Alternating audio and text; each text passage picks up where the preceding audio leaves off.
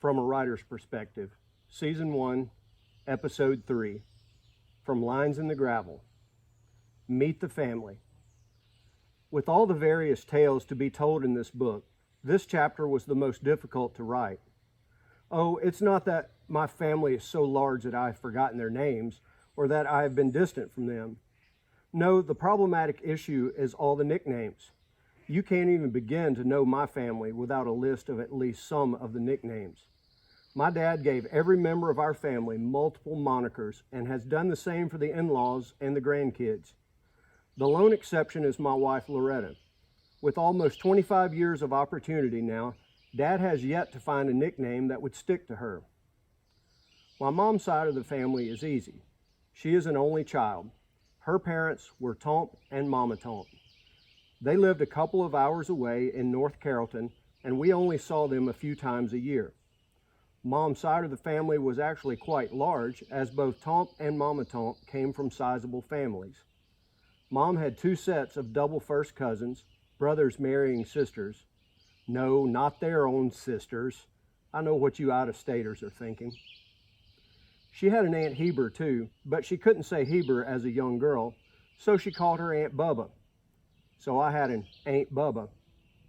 Aside from a couple of family reunions near Kilmichael, out from Winona, and a couple of trips to North Georgia though, we didn't get to know Mom's side of the family very well. Dad's side of the family lived nearer, and we interacted with them just about every day. We called Dad's parents Pop and Granny, and they lived on the first house on the left on our road. Uncle Cecil and Aunt Sissy, my dad's younger sister, and their son Sonny, lived between Pop and Granny's house and ours.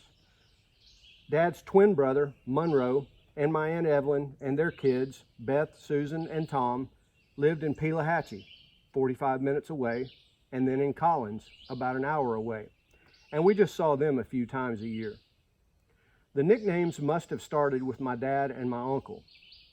We never called my uncle Monroe, his given name. He has always been Uncle Hob, a shortened form of Hobnob to us. No matter where the nickname game started, the introductions got more complex as we focus on the succeeding generations.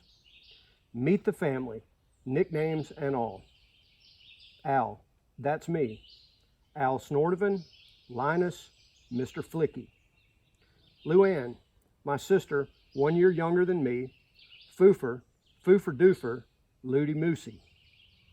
Willagene, my sister, 1 year younger than Luann. Spider Spitter Spunner, Spide, Runt, Little Feller. Andy, my brother, 1 year younger than Willagene. Hanks Panksing Soxhunks Brown, must be said really fast. Lionel, Doe Lionel, P. Drew. Got all those nicknames? Wait, there are many more. I married Loretta, again, the anomaly with no nickname. And we have 3 children, Ashton, Foam Dumpling, Garrett, Pot Liquor, and Drew, Fizz Dobbler, Lil P. Drew. Luann married Charlie, Charlie Marker, the Marker. Andy calls them the Marker and the Moose. Their boys are Ryan, Possum Cantatus, and Hayden, Buster. Willagene married Stan, who had long hair when they started dating. Therefore, Dad tagged him with Shag Nasty. They have 2 children, Daniel, Bow Monkey, and Allison, Sookie Foam. Our family could do an undercover operation of some sort, I'm sure. We have the code names to swing it. Lest you consider yourself overwhelmed and tempted to give up on the rest of the book, don't worry. Remembering the nicknames is not a prerequisite to your enjoying the remainder of the book. However, you needed this glimpse to appreciate the sophistication of the Ainsworth clan. I won't give you any more to chew on at this point, say, for instance, our animals and their nicknames. Just enter into our craziness. Though you may shake your head at our silliness, you will find a family that loves telling stories, that loves recalling good and sometimes not so good memories, that loves passing along the values of generations past, and that just plain loves one another in our own unique way.